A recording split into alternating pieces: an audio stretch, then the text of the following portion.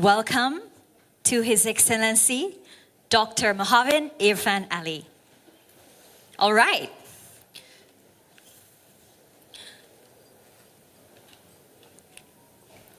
So we'll move straight into the Women in Business Award. So let me have a redo.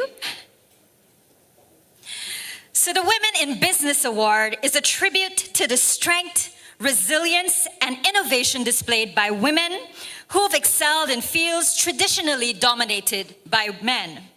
It symbolizes the triumph of determination, the power of vision, and the embodiment of leadership. In the realm of commerce, this award shines a light on those who have paved the way for others to follow their path of success. The recipient of this award tonight embodies the spirit of these values. Their journey is a testament to their unyielding commitment to their profession, their trailblazing leadership, and their ability to inspire others through their action. Ladies and gentlemen, the recipient of the Women in Business Award is going to Ms. Patricia Bacchus of Caribbean Container Inc. She is a shining example of what women can achieve when they are empowered, supported, and given the opportunity to thrive with the respect and admiration she truly deserves. So I'll welcome Ms. Bacchus to the stage to also give a quick speech.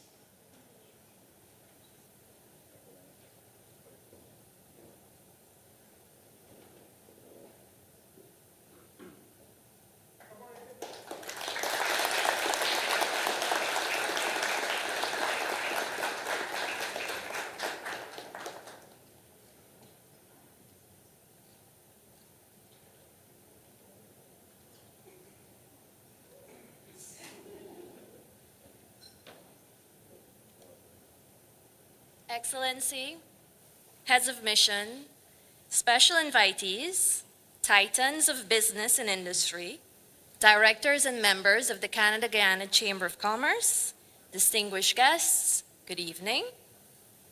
I wish to first express my gratitude to the Canada-Guyana Chamber of Commerce for recognizing me as a deserving candidate to receive this award. While I am grateful for the recognition that my 17 years in business has afforded me, I'm acutely aware that my presence here tonight, in no small measure, is due to the sacrifices, hard work, and determination of those women who came before me. Against all odds and across all sectors, they managed to create a space for women in leadership, making it possible for women like me to know that we too can aspire to shatter those glass ceilings. I remain inspired by the belief that those women who will come after me will not only the ability, but with an unparalleled determination, will carve out an even larger space for women in business and accomplish much more that I can aspire to. My philosophy is simple: face life with gratitude, do things well, and try to leave the world a better place. Thank you. This is very heavy.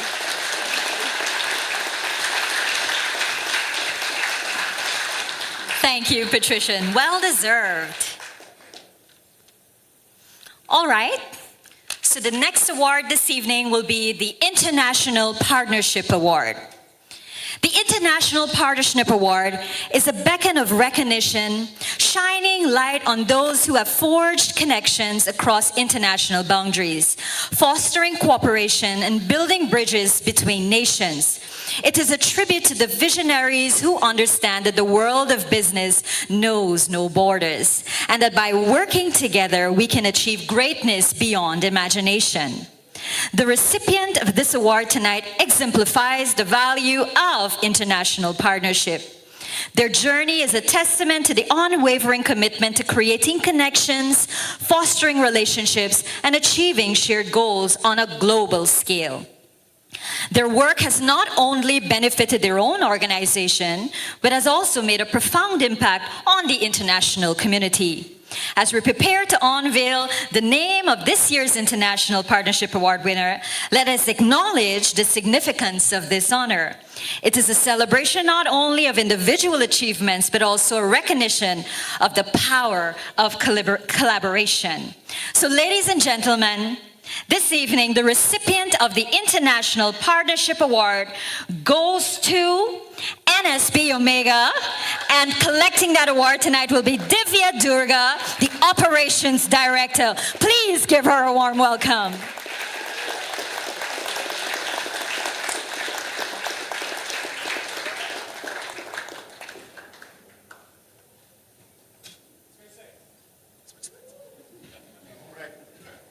As ordered.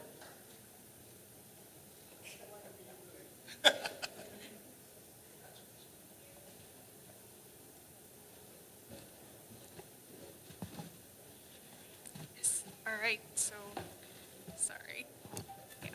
If I knew the height of the podium, I would have been taller tonight. All right. Good evening all, and all protocols observed.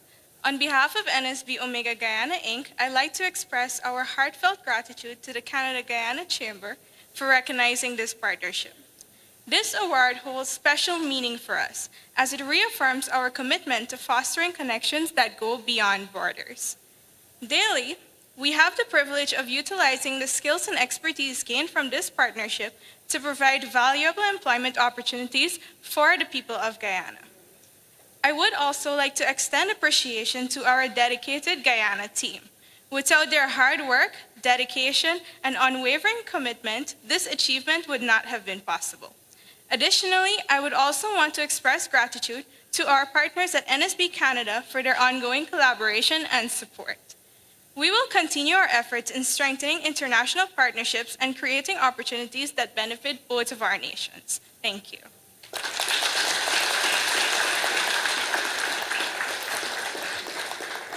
Don't forget your award. Thank you, Divya.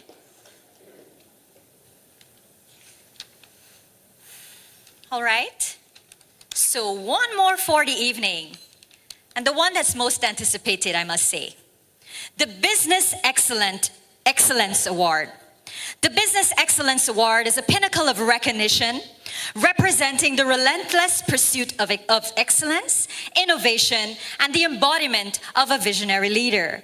In the grand tapestry of commerce, this award stands as a testament to the unyielding spirit of those who dare to dream big, those who face challenges head on, and those who continue to set the bar higher for themselves and their peers. The recipient of this award tonight exemplifies all these qualities. Their journey is a testament to their unwavering commitment to excellence, their dedication to their craft, and their passion for making a difference in the world of business. They not only demonstrate remarkable leadership, but have also inspired others with their vision.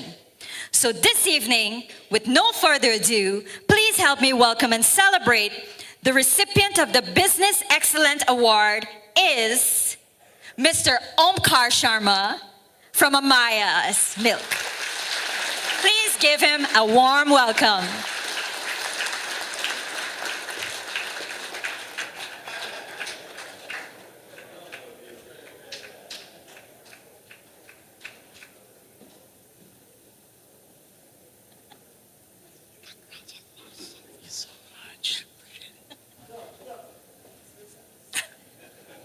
There's an award somewhere. There it is.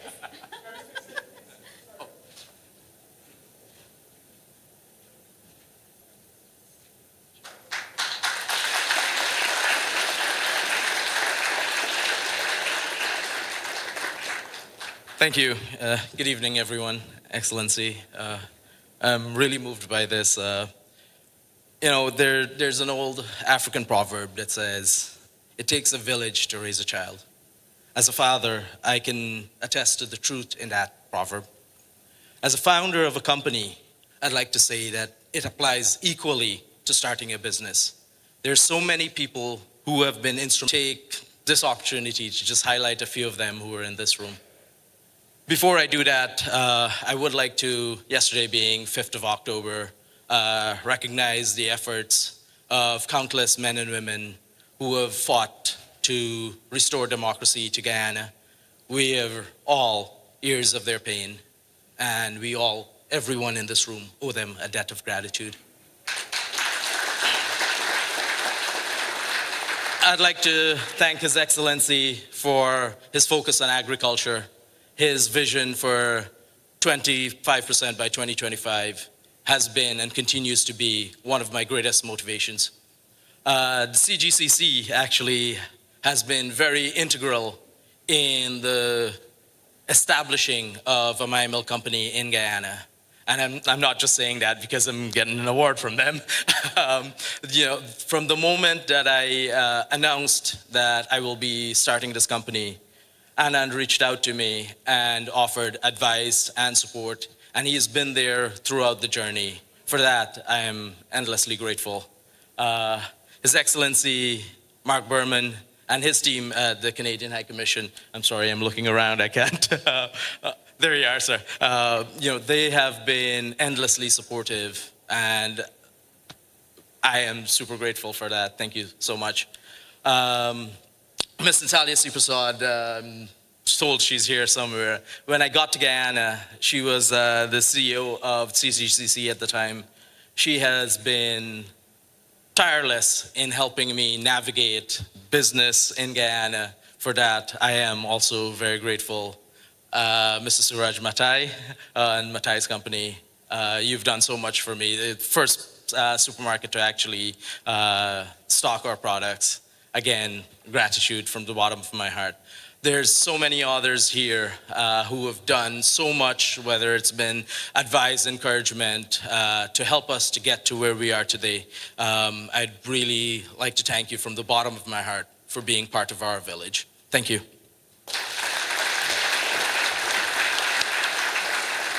Thank you so much to all of our awardees tonight. Congratulations, a hearty, hearty congratulations.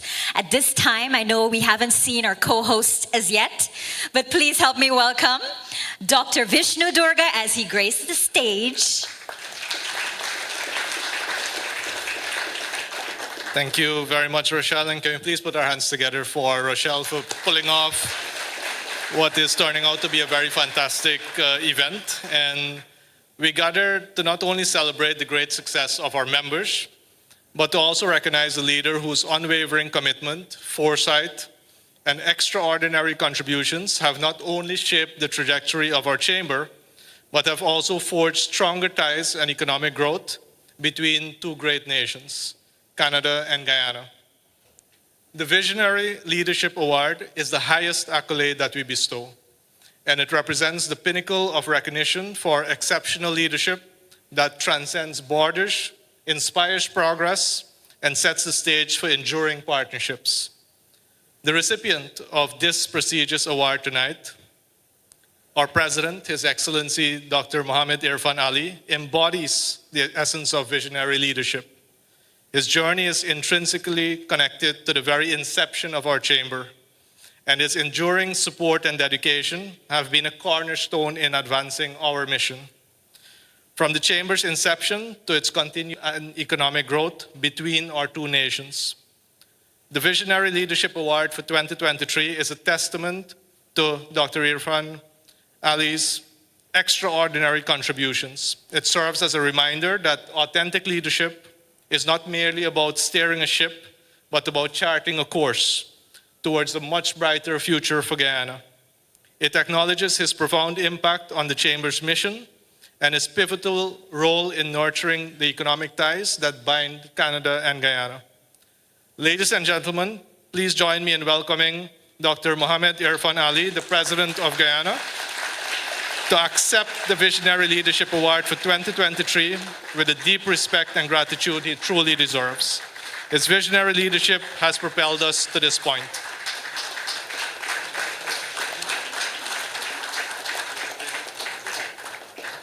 And I'm going to ask our president to stay very nearby because I wanted him to also immediately be able to share from his exceptional leadership and wisdom that has continually guided our nation. And we're truly privileged to be in the presence of such inspiration. Please welcome President Irfan Ali. Thank you very much. Thank you very kindly. You're very, very, very gracious people. Thank you. I'm very humble. Please. I have to be very careful. A good friend of mine called me this morning, and he said, "Champo, be careful." I said, "What did I do now?" He said, "An award a week is close to retirement." I said, "Hey," "don't worry, don't worry." So, High Commissioner of Canada, UK, ambassadors, distinguished business leaders, and then the executive of this wonderful organization, all, good evening. You all look very, very, very beautifully put together. Put your hands together for yourself. I tried running out of one meeting to get here. I wanted to match my few remarks with what I wore. So I had to choose something that is digital. And this was the closest representation of digital that I found. Because this evening I want to speak to all of you, leaders in your own industry, about Guyana. But about Guyana 2030 and beyond. I think one of the easiest jobs we have these days when we travel is we don't have to spend hours convincing people that Guyana does exist in South America and that we are not Guyana.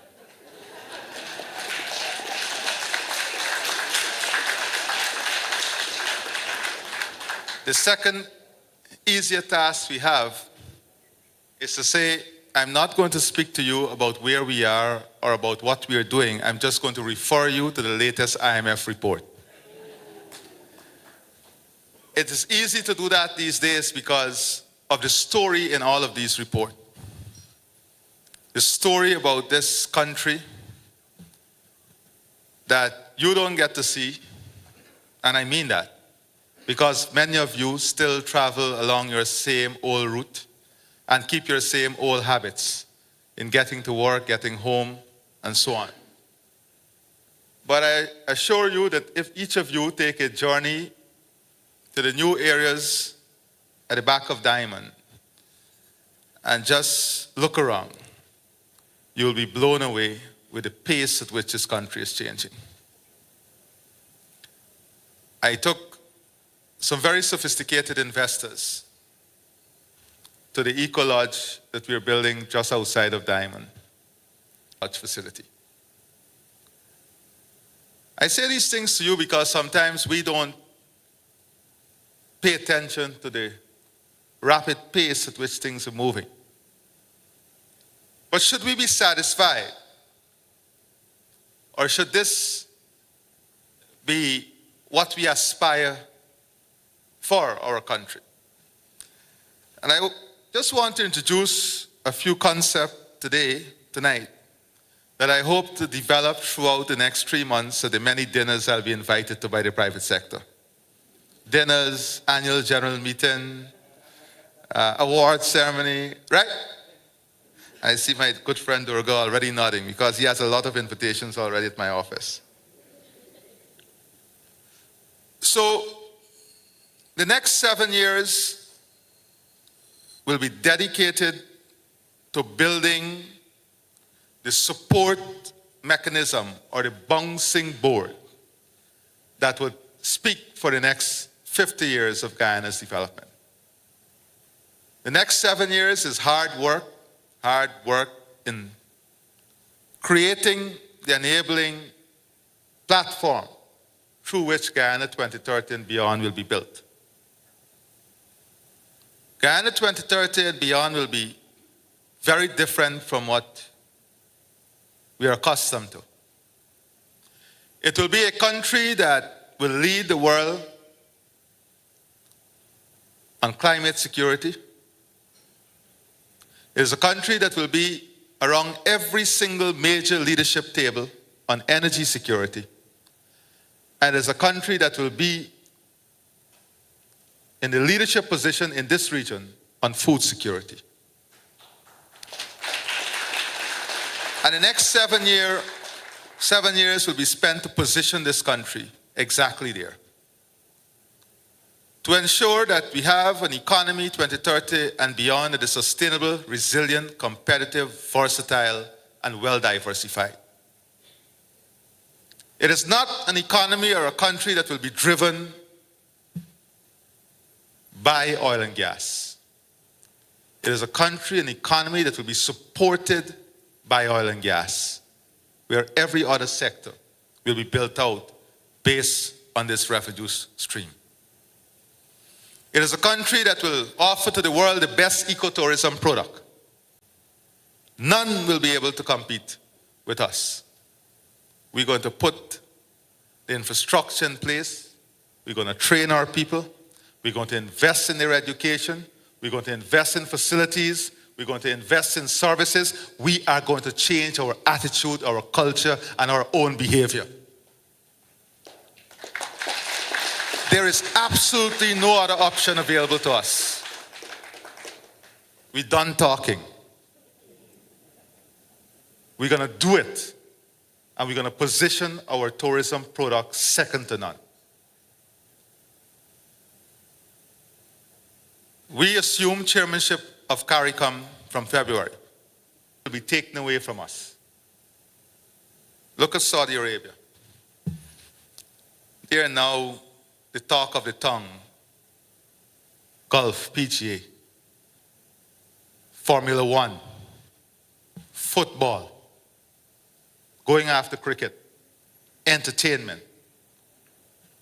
We have to reposition ourselves as the mecca of sports and entertainment if we are to survive in this vastly changing world. We have to build products country, island by island, that position the region in its strongest and most competitive environment. That is why this chamber is very critical. Because we have to fast forward.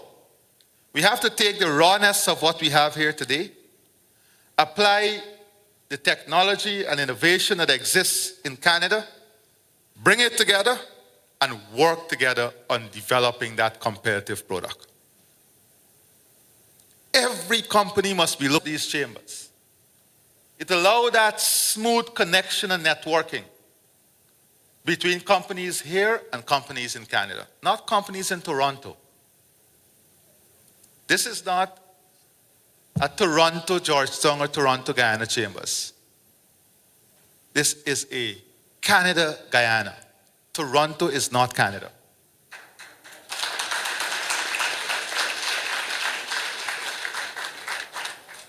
So if you're a tourism business and you're looking in Toronto, you're looking at the wrong area.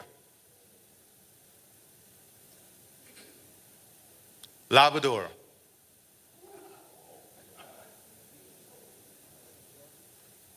You have to make the right matches. You have to connect the right dots and create the right opportunities. And that is what is going to propel the new era of opportunities for Guyana. So what we are doing in the next 7 years is building ahead of our time. We are going to build Guyana ahead of our time. We're not going to play second team anymore.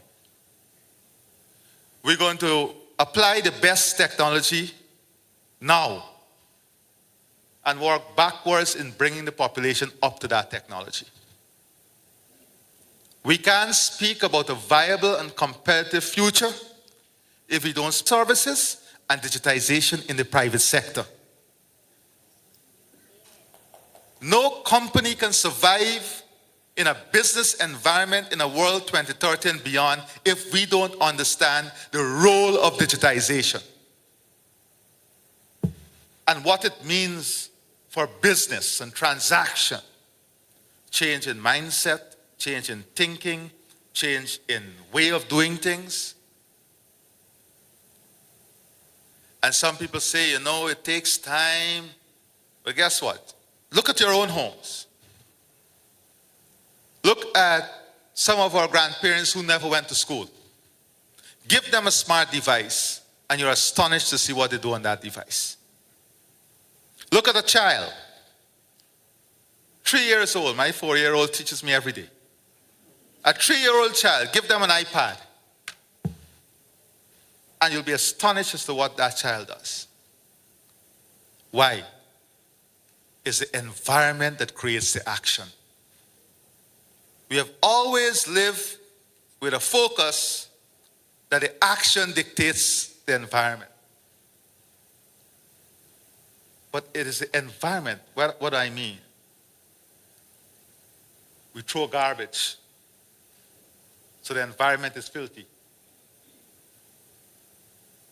But if the environment is filled with lovely trees, and there is a beautiful. So the environment there is used to dictate the change. And the environment must be backed by a legislative mechanism that drives the change.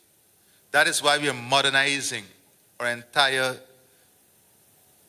all the legislations, healthcare. There are challenges because we are faced with the problem that every other country in the region is faced with. We have to keep our nurses. The UK High Commissioner will tell you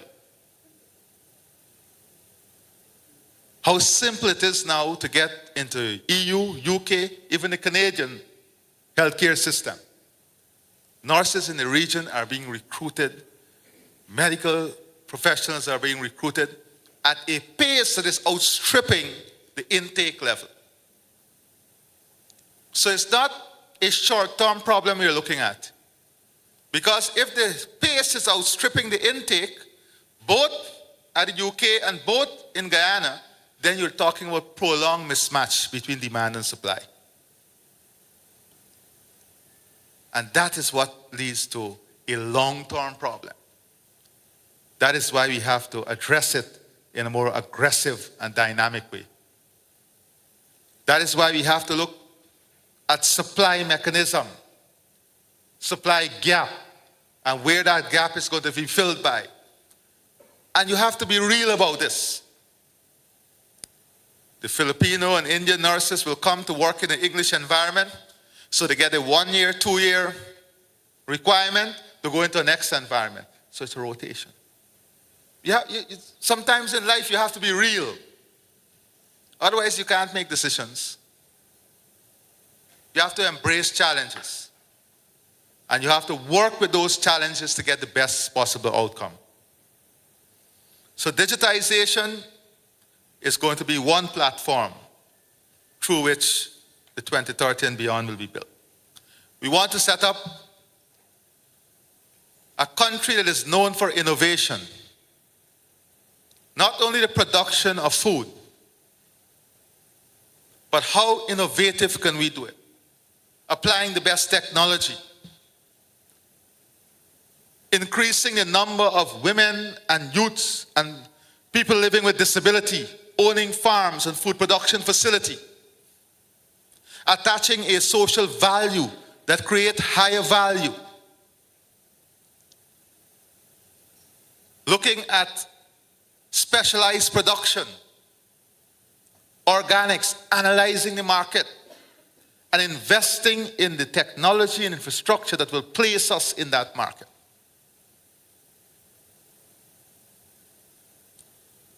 By the end of this year, I'm told, just one project we're going after. We'll produce close to 3 million pounds ginger in excess of our national demand. In 1 year, we're able to do this. By 2025, we'll produce all our grains locally, corn and soy. By 2027, we'll be exporting. In another year and a half, Amaya Milk will expand, but not only that, DDL would have their facility coming into production.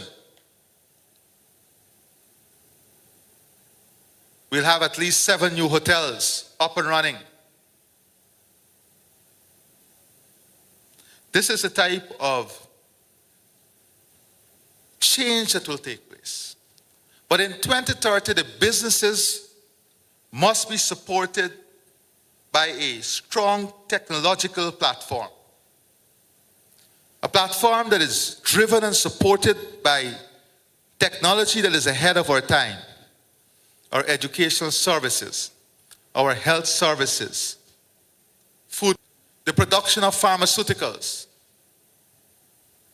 moving into stem cell, having the stem cell industry fully developed, robotics, AI. That is the innovative platform that will drive Guyana. By then, we will need to be able not to have 3 million people living here, but to have close to that, utilizing the services that we produce here every year. So we have to build to ensure that our tourism industry, our business industry, support a demand of 3 million people so that we'll have the population base that would utilize it. Looking at aquaculture, but in a scientific way, through which we can have people who are living with disability involved in the business aspect of food production. It's going. And that is what we are building. New source of protein coming from crickets. Big project in Canada. Yes, the same insect that make a lot of noise in the evening.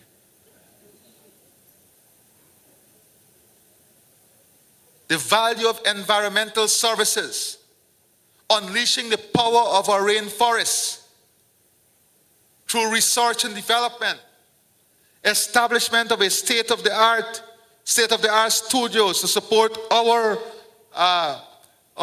performers, to support the international music industry. Creating a brand that attracts the best names in entertainment every quarter. So you have continuous movement of people that drive up the demand for goods and services. Building out the infrastructure of the country. Opening up all the opportunities before us in tourism. Unleashing the power of our fresh water.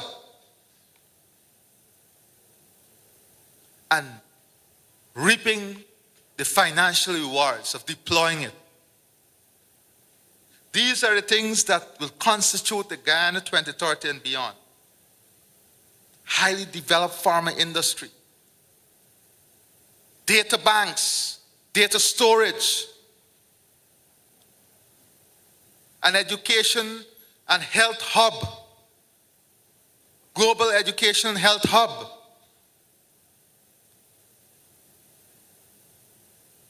Building into the future. Creating experiences.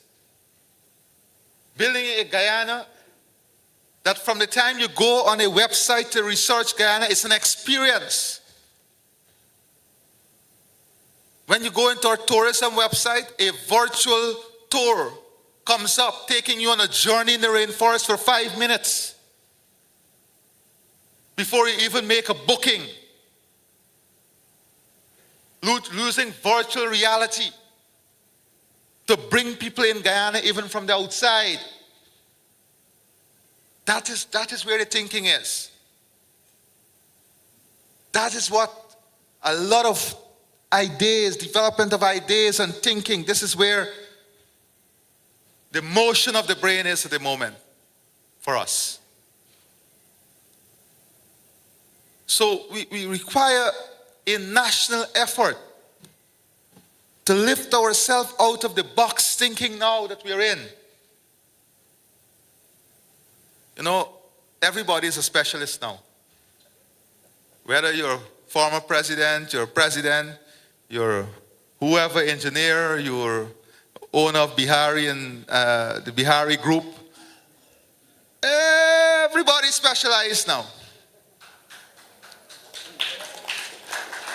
And I don't spend my time on negative energy, but it's tiring to listen to some of these guys.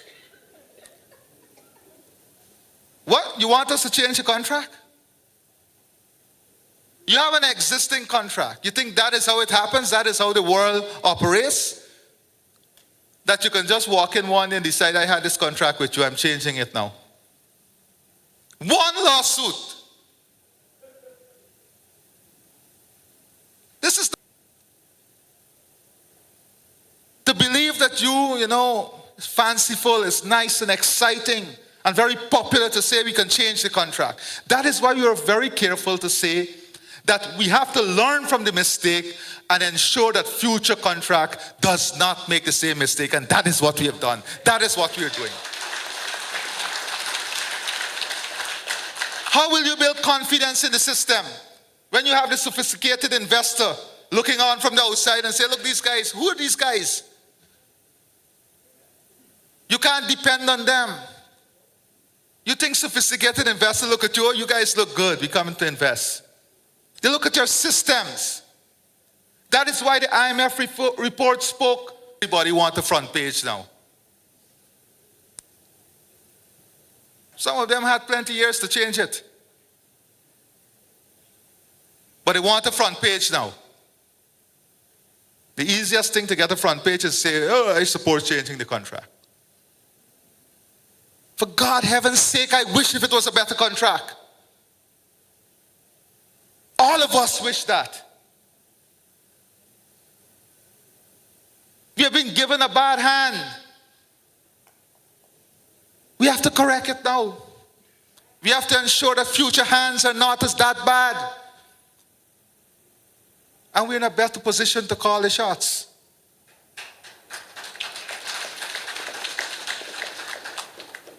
You got to be realistic sometimes, not opportunistic. You got to be realistic, not opportunistic.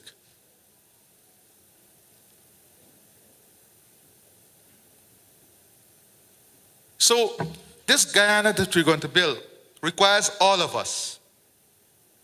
I want to leave, because I said I'm developing this team now, by sharing these words with you. The future business opportunity does not require 50 acres of land. It requires a strong focus on high-yielding opportunities. And that is where the world is going. Very consolidated business models with high-yielding opportunities. For example, 40,000 square feet that give you as much protein as 200 acres of land with cattle. Understand that?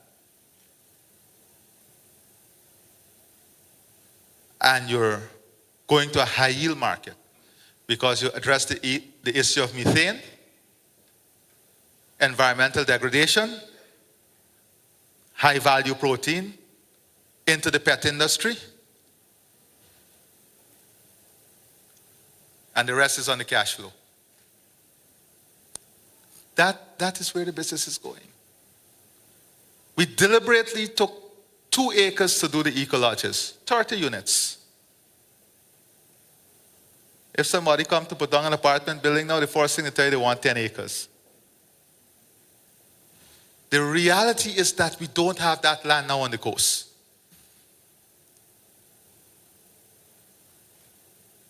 Tomorrow I asked them to produce some of the photos on the new development, so people can understand how close we are to the wetlands and the concern that we have. Yes, we have plenty lands, but 89% of it is forest that we're not going to cut down. So even our lifestyle and our living arrangement would have to be adjusted. This is just the ring and the type of opportunity. So my dear friends, I'm always humbled at these invitations and opportunity to share with you my own humble thoughts, my ideas, so that we can align our thinking and we can work together. We can aspire together.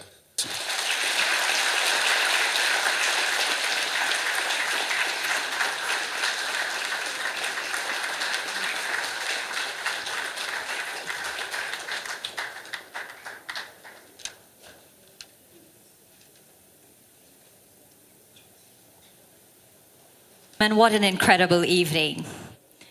All right, so now it's time to savor the scrumptious dinner that awaits us. It's going to be buffet style tonight, and you will have a unique opportunity as well to connect with one another. So as we mingle and enjoy the culinary delights, we'll also be announcing table numbers to ensure that with tables number 3 and 17, you can head on to the buffet station. It's right where the cocktail area was.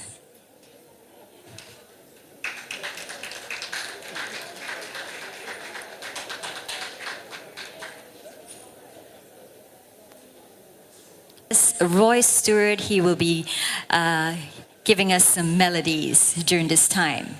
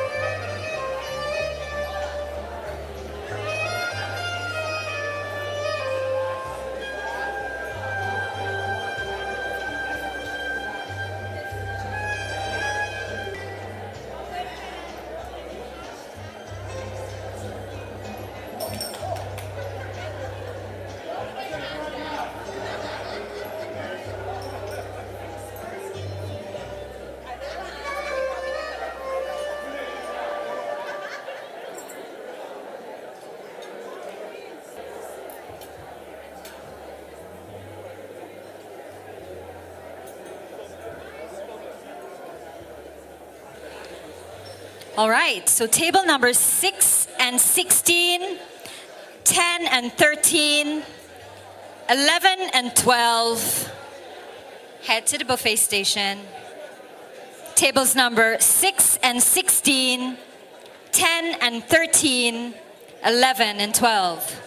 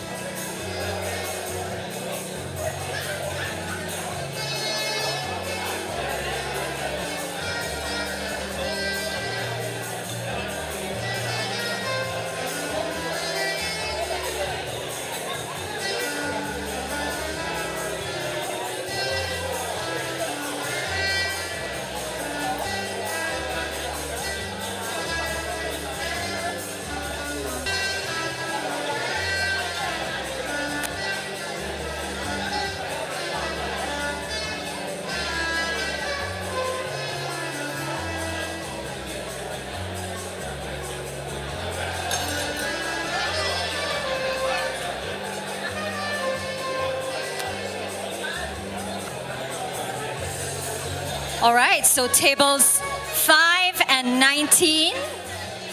Tables 5 and 19.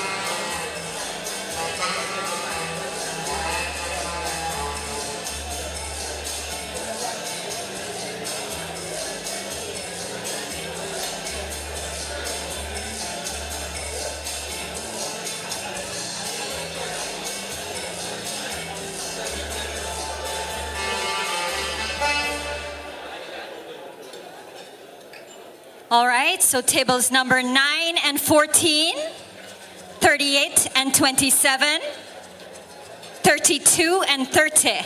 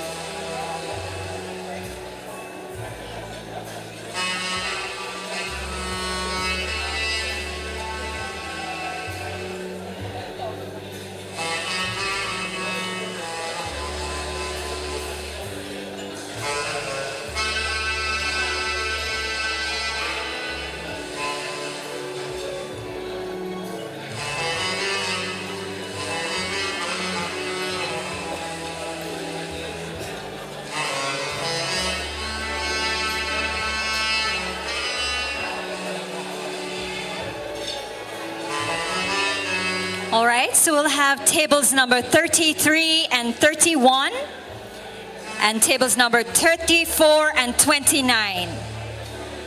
So 33 and 31, 34 and 29.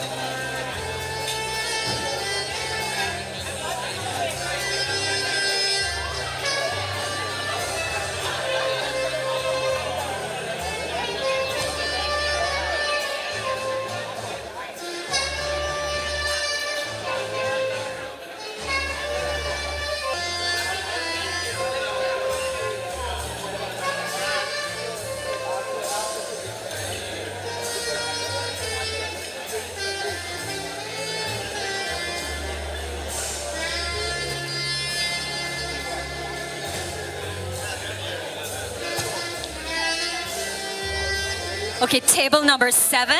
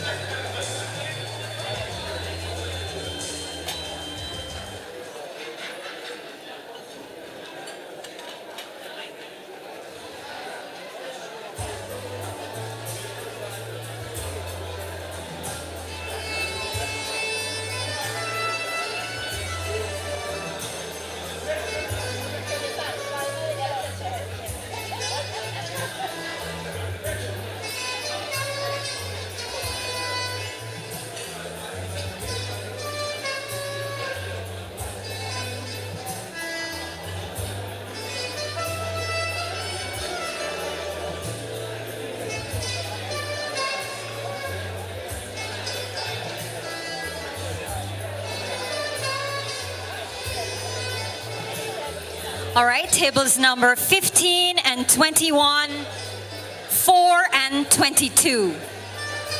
Tables number 15 and 21, 4 and 22.